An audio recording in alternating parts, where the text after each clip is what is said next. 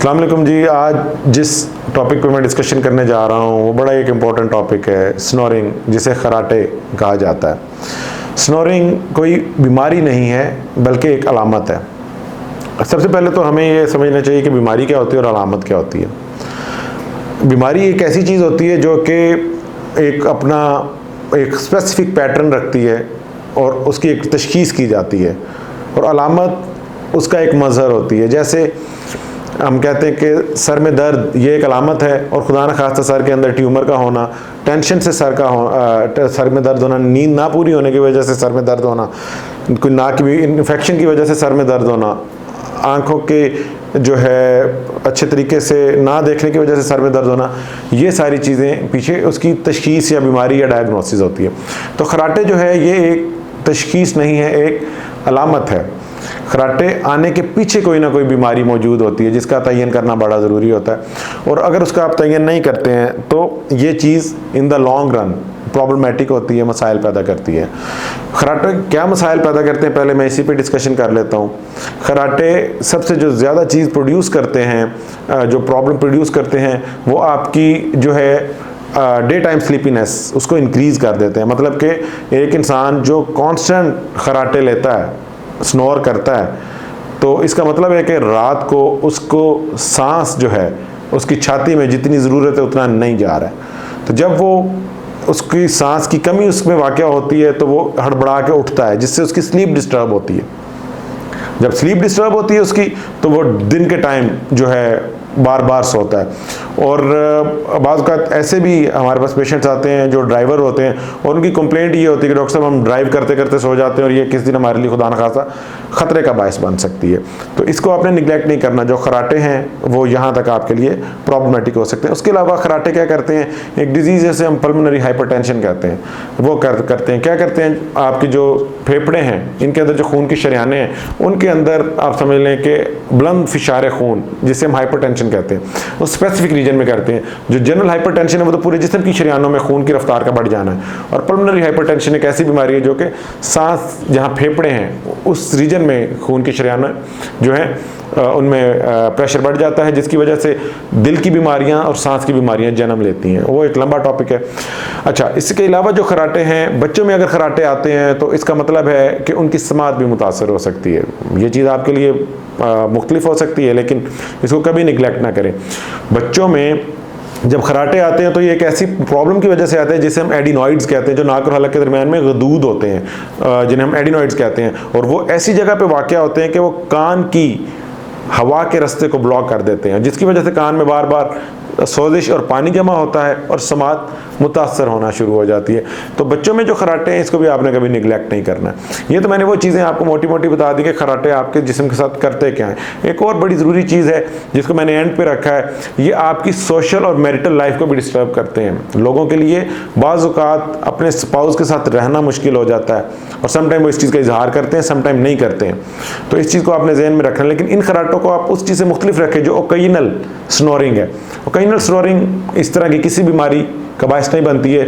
ऐसी स्नोरिंग जो परसिस्टेंट है, जो रोज़ाना होती है और महीनों से हो रही है या हफ्तों से हो रही है, वो आपको ये मसाइल दे सकती है।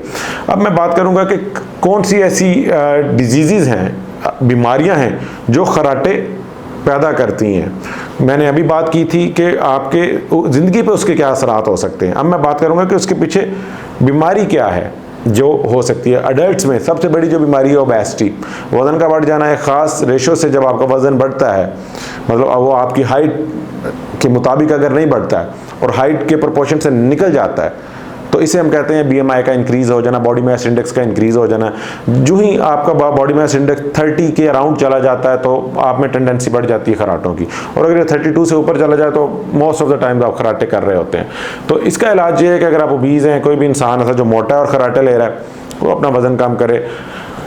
सबसे बड़ा फ़ायदा उसको अपना वज़न कम करके होगा। अगर वो किसी टाइप की सर्जरी की तरफ भी ऑप्ट करता है, जिसे हम पैलेटोफ्रिंजियोप्लास्टी कहते हैं, या कोई भी और सर्जरी जो कि हलक के रास्ते को खोल देती है, लेकिन उसमें उसको अगेन अगर वो वेट रिड्यूस नहीं करता है तो दोबारा खराटे 6 माह के अंदर वापस आ जाएंगे। ये बड़ा ज़रूरी मैसेज है कि सबसे पहले आपने वज़न कम करना है, वज़न कम करने के बावजूद अगर खराटे नहीं जा रहे हैं तो फिर आप सर्जिकल इंटरवेंशन की तरफ जा सकते हैं। या फिर सर्जिकल इंटरवेंशन इस चीज़ के लिए हो सकती है कि एक बंदा बहुत ज़्यादा स्नोरिंग कर रहा है और उसके लिए बहुत मसाइल है, वो चाहता है कि एक दफ़ा मैं कुछ तो बेहतर हूँ और फिर मैं अपना वज़न भी कम करूँगा, दैन ये दूसरी ऑप्शन हो सकती है। अब मैं आऊँगा कुछ ऐसी डिजीज़ की तरफ जो नाक की बीमारियाँ हैं। नाक की कोई भी बीमारी खराटे पैदा कर सकती है। इनफैक्ट खराटे आते ही तब हैं जब सांस लेने में रात को सोते हुए दुश्वारी होती है। इंसान नाक से सांस लेता है, ठीक है, जो इसका भी नाक का रास्ता ब्लॉक होगा वो मुंह खोल लेगा। और जो इंसान मुंह खोलता है तो वहाँ पे जो मुख्तलिफ स्ट्रक्चर्स मौजूद हैं, यूवियोला जिसे हम कौवा कहते हैं, हलक और सॉफ्ट पैलेट जो है और बाकी जो ज़ुबान का हिस्सा है, ये इर्ताश पैदा करता है, इसे खराटे कहते हैं। तो हमने नाक की बीमारियों को देखना है। नाक में गदूद हो सकते हैं, नाक की हड्डी टेढ़ी हो सकती है, नाक में इन्फेक्शन हो सकती है और नाक की कोई भी बीमारी हो सकती है, खुदा न खासा कोई गिल्टी रसौली भी हो सकती है।